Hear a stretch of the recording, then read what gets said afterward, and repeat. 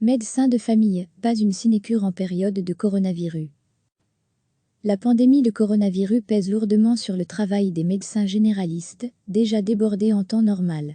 C'est le cas du docteur Pierre Guérin, médecin liégeois qui lui aussi privilégie désormais au maximum les consultations par téléphone, même si son cabinet reste encore ouvert.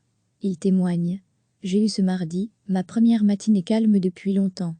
Calme sur le plan des consultations, mais pas du tout sur le plan du téléphone, donc ce n'est pas évident à gérer.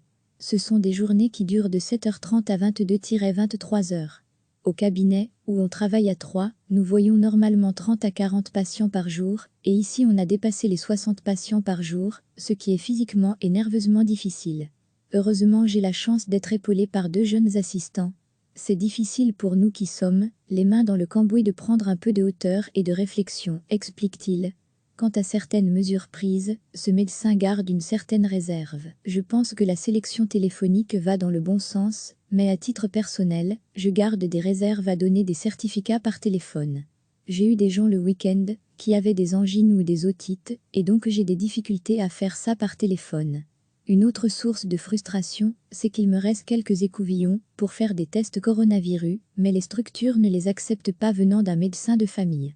Alors que faire quand on a une étudiante qui est en promotion sociale, avec d'autres élèves plus âgés, et dont on a toute raison de croire qu'elle est atteinte du coronavirus, mais qu'on ne peut pas assurer un diagnostic et prévenir la direction ?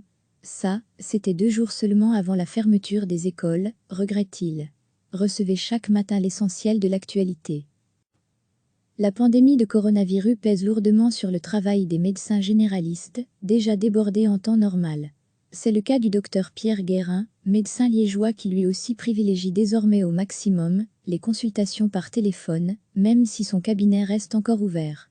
Il témoigne : « J'ai eu ce mardi, ma première matinée calme depuis longtemps. Calme sur le plan des consultations, mais pas du tout sur le plan du téléphone, donc ce n'est pas évident à gérer. Ce sont des journées qui durent de 7h30 à 22-23h. Au cabinet, où on travaille à 3, nous voyons normalement 30 à 40 patients par jour, et ici on a dépassé les 60 patients par jour, ce qui est physiquement et nerveusement difficile. Heureusement j'ai la chance d'être épaulée par 2 jeunes assistants. C'est difficile pour nous qui sommes les mains dans le cambouis de prendre un peu de hauteur et de réflexion, explique-t-il. Quant à certaines mesures prises, ce médecin garde une certaine réserve. Je pense que la sélection téléphonique va dans le bon sens, mais à titre personnel, je garde des réserves à donner des certificats par téléphone. J'ai eu des gens le week-end qui avaient des angines ou des otites, et donc j'ai des difficultés à faire ça par téléphone. Une autre source de frustration, c'est qu'il me reste quelques écouvillons pour faire des tests coronavirus, mais les structures ne les acceptent pas venant d'un médecin de famille. Alors que faire quand on a une étudiante qui est en promotion sociale, avec d'autres élèves plus âgés, et dont on a toute raison de croire qu'elle est atteinte du coronavirus, mais qu'on ne peut pas assurer un diagnostic et prévenir la direction ? Ça, c'était 2 jours seulement avant la fermeture des écoles, regrette-t-il. Cliquez sur s'abonner pour recevoir les dernières nouvelles.